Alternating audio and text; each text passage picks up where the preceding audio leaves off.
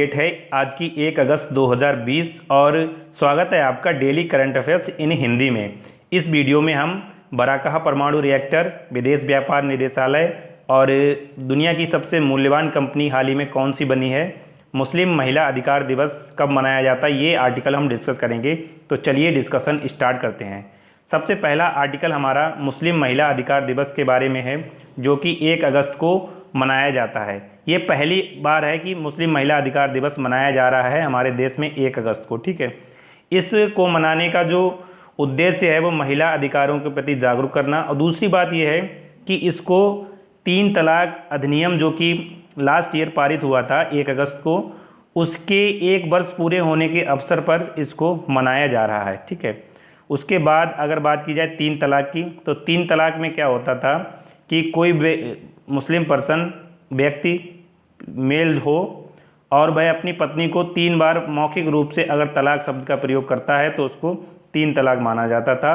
और इसकी जो वैधता थी वो शरीयत कानून है, मुस्लिम पर्सनल लॉ 1937 के अकॉर्डिंग ये वैध माना जाता था, और इसको तलाक़ बिद्दत के रूप में भी जाना जाता है। अगर बात की जाए अब इस अधिनियम में क्या प्रावधान थे, इस अधिनियम में ये थे कि अगर कोई व्यक्ति मौखिक रूप से 3 तलाक का प्रयोग करता है तो उसको 3 वर्ष की सज़ा हो सकती है उस पुरुष को, या जुर्माना हो सकता है, या दोनों हो सकते हैं। ठीक है, और इसको 3 तलाक को गैर अपराध, ऐसा अपराध बनाया गया है कि ये गैर जमानती है, मतलब कि इसमें जमानत नहीं हो सकती है जब तक कोई सॉल्यूशन नहीं होता। ठीक है, उसके बाद अगर बात की जाए इसमें जो कस्टडी है बच्चों की वो महिला के पास रहेगी, इस अधिनियम में ऐसा प्रावधान किया गया है। चलते हैं आगे।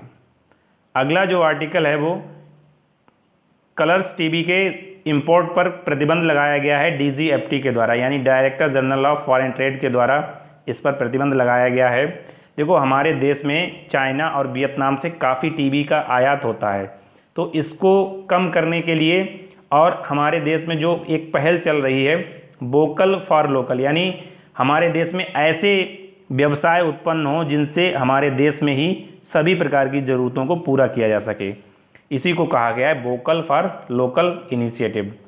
इसके अलावा व्यापार घाटे को भी संतुलित करने के लिए यह कदम उठाया गया है, क्योंकि चीन के साथ हमारा काफ़ी ट्रेड डेफिसिट है।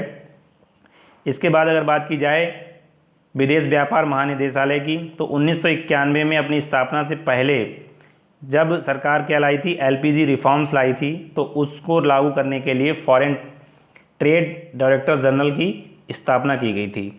इसका जो काम है वो विदेश व्यापार को रेगुलेट करना है, और यह एक संपूर्ण इंपोर्ट एक्सपोर्ट का एक नोडल एजेंसी के रूप में काम करता है। अगर बात की जाए कुछ अन्य पॉइंट्स की, तो यहाँ पर हम देख सकते हैं विदेश व्यापार निदेशालय का जो मुख्यालय है वो कहाँ है, नई दिल्ली में है।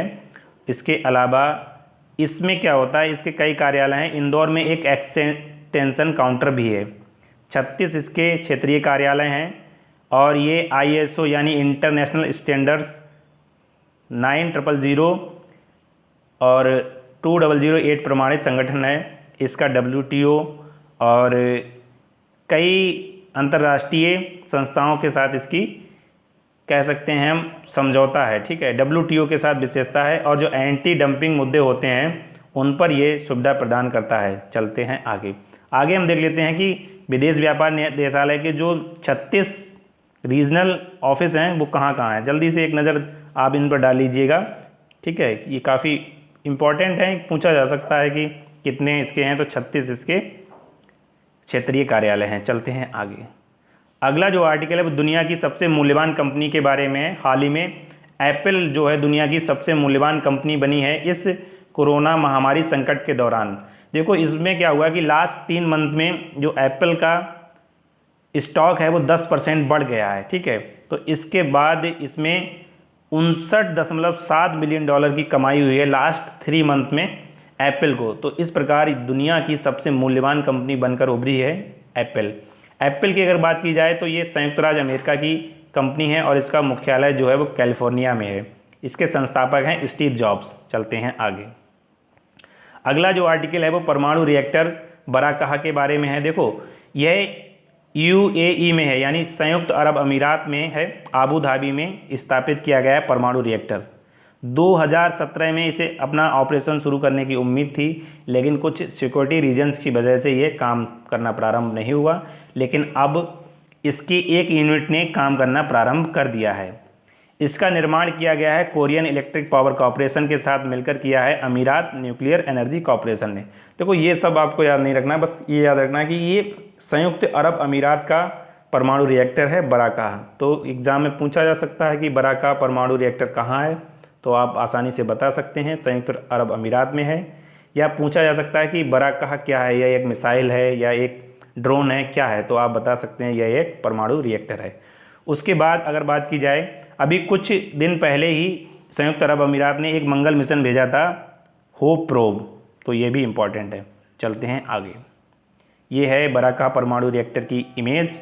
उसके बाद आज की वीडियो के हमारे जो सारांश हैं उनको हम जल्दी से देख लेते हैं। परमाणु रिएक्टर बराकाह कहाँ स्थित है, तो आप आसानी से बता सकते हैं कि ये है संयुक्त अरब अमीरात में। मुस्लिम महिला अधिकार दिवस कब मनाया जाता है, तो ये 1 अगस्त को मनाया जाता है। दुनिया की सबसे मूल्यवान कंपनी कौन सी है, ये एप्पल है। और director general of foreign trade किस मंत्रालय के तहत आता है, तो ये आता है वाणिज्य मंत्रालय के तहत।